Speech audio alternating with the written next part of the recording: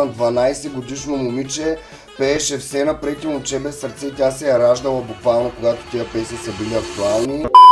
Питахме хората на стори да ти зададат няколко въпросчета, така че сега ще направим един бърз Q&A с теб.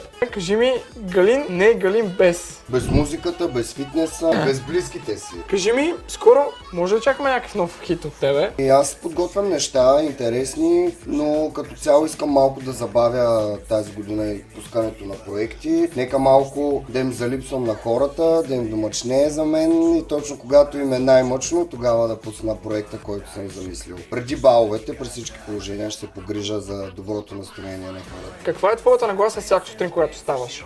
Радвам се, че съм жив и здрав, радвам се, че съм на този свят, радвам се, че все още изглеждам добре. С какво би се занимавал, ако не беше музиката? Нямам никаква представа. Честно казвам, даже не искам и да мисля за това, за да не си го манифестирам по някакъв начин. Ти колко часа не работиш реално?